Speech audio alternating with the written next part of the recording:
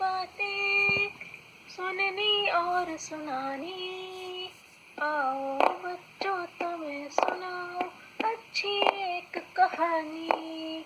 सुनो कहानी, आओ सुनो कहानी। सुनो कहानी, आओ सुनो कहानी।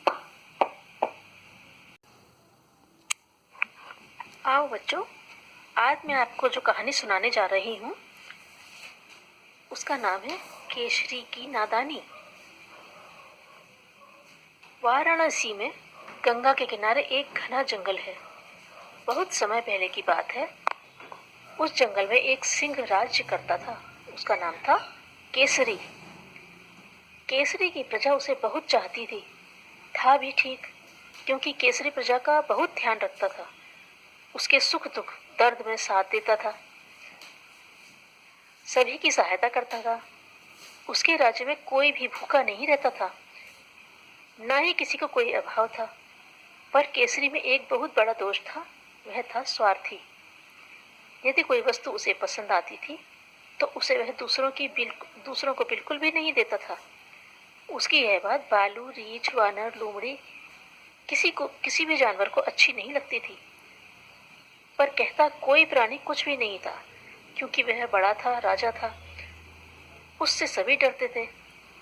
कहते भी तो कैसे। एक दिन की बात है, केसरी घूमने निकला। उसके साथ उसका मंत्री भालू, उसका नाम था भास्कर। भास्कर और केसरी घूमते घूमते गंगा नदी के किनारे पहुंचे। वहां भास्कर ने नाव में बैठकर महाराज केसरी को सैर कराई। अचानक केसरी का ध्यान गया कि गंगा का पानी बह बहकर पूर्व दिशा की तरफ जा रहा है।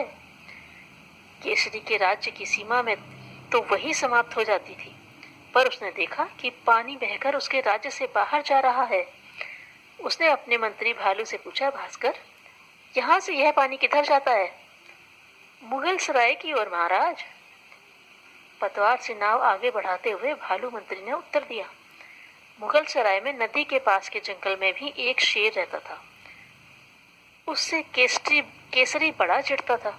केसरी को बहुत बुरा लगा कि उसके राज्य से पानी वहां जाए, वहां का राजा उस पानी को काम में लाए।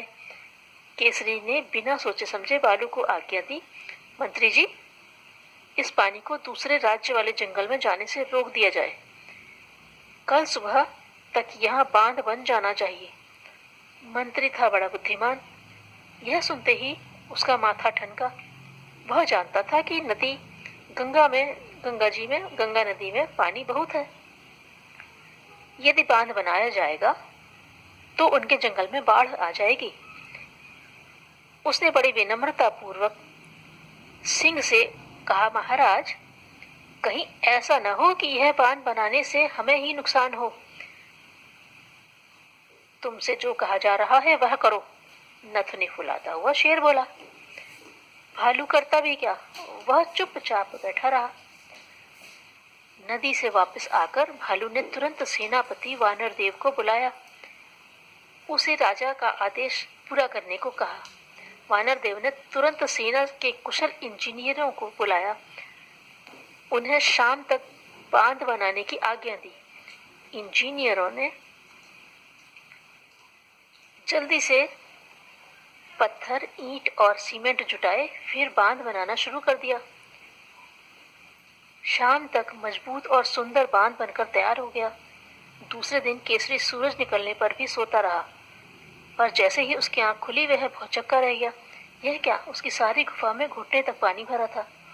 बड़ी मुश्किल से पार करके केसरी गुफा के बाहर तक आया। उसकी समझ में नहीं आ रहा था कि इतना पानी कहाँ से आ गया। वह अभी सोकर उठा और आंखें ही मल रहा था। उसने देखा कि दूर से भालू मंत्री बड़ी तेजी से नाव खेते हुए वहीं आ रहे हैं। नाव को पास लाते हुए भालू बोला, जल्दी कीजिए महाराज, जल्दी से नाव में बैठ जाइए, पानी लगातार बढ़ता ही जा रहा है। शेर उछलकर तुरंत नाव में जा बैठा। तब कहीं जाकर उसने चैन की सांस ली। फिर भालू से पूछा, इतना सारा पानी कहाँ से आ गया और कैसे आया? बांध बनने से सारे जंगल में बाढ़ आ रही है, सभी जानवरों के घरों में पानी भर गया है। सेना सभी को निकाल निकाल कर ऊंचे पेड़ों पर बैठा रही है, मंत्री ने उत्तर दिया। यह सुनकर शेर अपनी मूर्खता पर पछताने लगा। वह सोचने लगा कि पहले ही मंत्री की बात मान लेता तो ऐसी परेशानी ना आती। उसने तुरंत सेनापति को बुलाया और बांध को तोड़ने की आज्ञा दी।